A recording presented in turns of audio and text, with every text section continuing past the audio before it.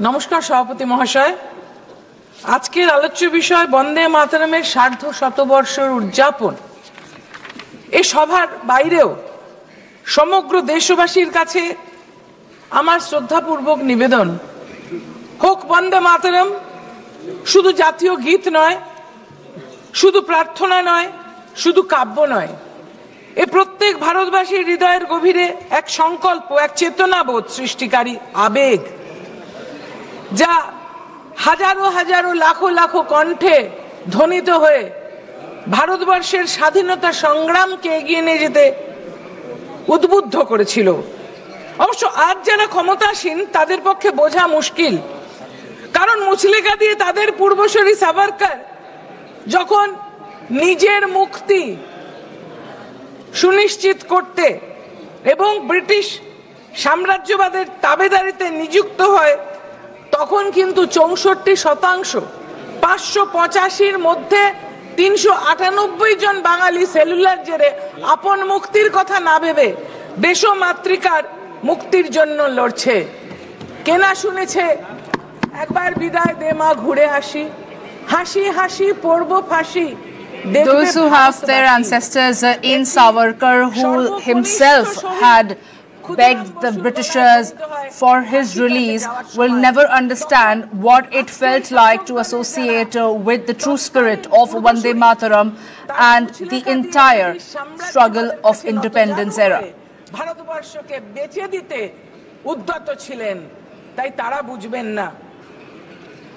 আজকে যখন একটা ফরমান জারি করেও সংসদীয়, সেটাকে আবার কিছুক্ষণের মধ্যেই তারা সরিয়ে দেন, কিন্তু ক্ষমা চান না, এটা নিন্দনীয়। আজকে তাদেরই সাংসদ বিশেষ হেগড়ে কাগেরির কোনো শাস্তি হয় না, এটাও কিন্তু ভীষণভাবে দুঃখজনক। এবং তার চেয়েও বেশি নাড়া দিয়ে গেল আজকে ইতিমধ্যেই কয়েকশো টেলিফোন এবং মেসেজ পশ্চিম বাংলা থেকে এসেছে। মাননীয় প্রধানমন্ত্রী তার ভাষণে যেভাবে ঋষি বঙ্কিমচন্দ্র চট্টোপাধ্যায়কে বঙ্কিম দা বললেন, মনে হলো বোধহয় চায়ের আড্ডায় বসে তিনি বঙ্কিমচন্দ্র চট্টোপাধ্যায়ের সঙ্গে আলাপ আলোচনা করছে। বাংলা এটা ভালোভাবে নিচ্ছে না, বাঙালি এটা ভালোভাবে নিচ্ছে না, যেমন বাঙালি ভালোভাবে নিচ্ছে না ঈশ্বরচন্দ্র বিদ্যাসাগরের মূর্তি, মর্মর মূর্তিকে দাঁড়িয়ে থেকে ভেঙে দেওয়া, বা রাজা রামমোহন রায়, যার জন্য আজকে আমি এখানে দাঁড়িয়ে আছি, যার জন্য সতীদাহ প্রথা তিনি উঠিয়ে দিয়েছেন, মহিলারা শিক্ষিত হয়েছে। ঈশ্বরচন্দ্র বিদ্যাসাগর এবং রামমোহন রায়ের অপমান বাঙালি মেনে নিচ্ছে না, সেরকম আজকেও এখানে ঋষি বঙ্কিমচন্দ্র চট্টোপাধ্যায়কে দাদা বলে সম্বোধন করাটা বাঙালি কিন্তু মেনে নিচ্ছে না। The Prime Minister in his speech addressed Rishi Bonkim Chandra Chattopadhyay as Bonkim Da, and that has hurt the sentiment of Bengalis across West Bengal and India. They do not accept this manner in which the Prime Minister addressed Bonkim Chandra Chattopadhyay as Bonkim Da. Neither can the Bengalis accept the kind of humiliation heaped upon Vidyasagar when his statue was desecrated and when Ram Mohan's ideals are not adhered to by the very same dispensation. আমরা বিচার চাই সংবিধানের এই অপমানে।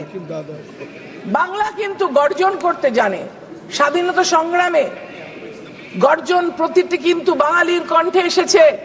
জয় হিন্দ নেতাজি সুভাষচন্দ্র বসুর কণ্ঠে, আমাদের জাতীয় সঙ্গীত জনগণ মন অধিনায়ক, সেটাও কিন্তু বিশ্বকবি রবীন্দ্রনাথের, যেটাকে অপমান করেছেন ওনাদের সাংসদ বিশ্বেশ হেগড়ে কার্গে।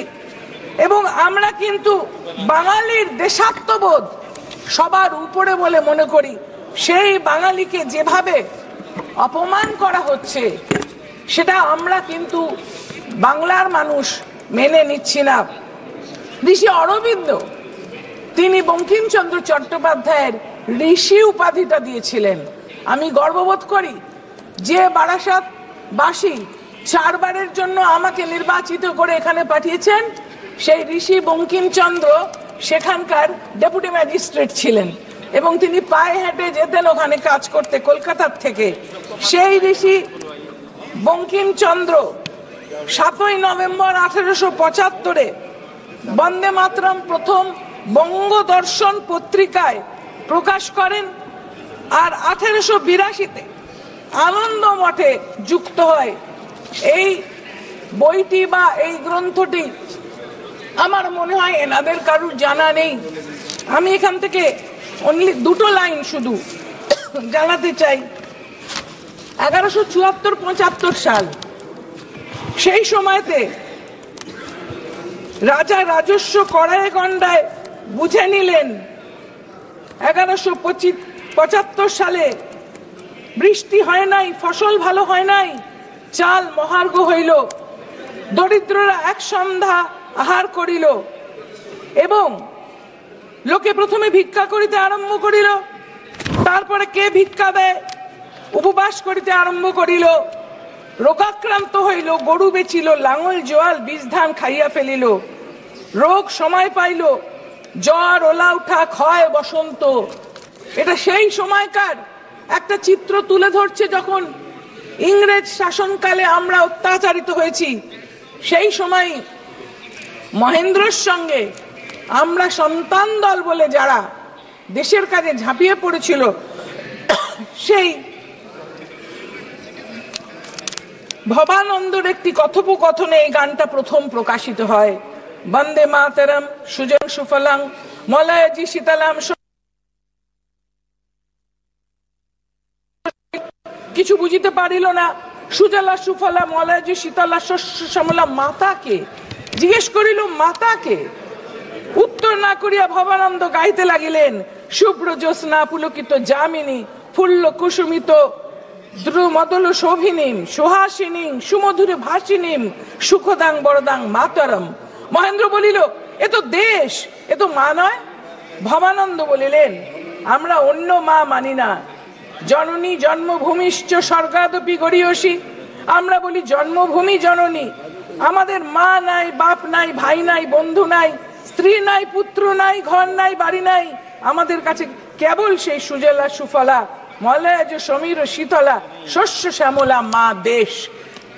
যেখানে আমরা দেশ মাতৃকাকে মা বলে উদ্বোধন করি, যেখানে এক বাঙালির রচনায় উঠে আসছে এই ভাবাবেগ, সেখানে তাকে অপমান করে, এই সংসদীয় রীতিনীতিকে উল্লঙ্ঘন করে রাজ্যসভায় যে ফরমান জারি হয়েছিল তার তীব্র নিন্দা করছি আমি আজকে। এবং সংগ্রামীদের গলায় সেই সময় থেকে রাজনৈতিক ও ধর্মীয় এই গীত উচ্চারিত হয়েছে জাতীয় গীত হিসেবে। আজকে কিন্তু ফটোশুটের দুনিয়া চলছে, তখন ফটোশুট ছিল না। তারা কিন্তু লড়াই করেছিলেন দেশকে স্বাধীন করতে, দৃঢ়তার সাথে সংকল্প করে। was born in the soil of Bengal because back in the day it wasn't meant for photo optics. It was only meant in the true spirit of rebellion against the Britishers. এর চেয়ে বেশি অপমানকর আর কি হতে পারে? British সাম্রাজ্যবাদের আতঙ্কই ধ্বনিত হচ্ছে এই সরকারের কণ্ঠে। আজকে মাতৃভূমিকে শ্রদ্ধা জানানোর এই ধ্বনি যেন সরকারের দ্বারা গণতন্ত্রকে কণ্ঠরোধ করার উপায় না হয়ে ওঠে। বর্তমানে সরকার ভারতবাসীর গণতান্ত্রিক ভোটাধিকার ছলে বলে কৌশলে হরণ করার চেষ্টা করছে, এটাও কিন্তু বাঙালি মানবে না। যে সকল মানুষ বাংলায় কথা বলে তাদের উপরে যে অত্যাচার নেমে আসছে স্মরণ করিয়ে দিতে চাই। বাংলা থেকে জাতীয় সঙ্গীত, বাংলা থেকে জাতীয় গীত, বাংলা থেকে আমাদের জয় হিন্দ, এগুলো কিন্তু বাঙালির হৃদয়ে। তাই বাংলাকে অপমান আর অত্যাচার আর আক্রমণ করলে বাংলা গর্জে উঠবে। জয় হিন্দ, বন্দে মাতরম, জয় বাংলা।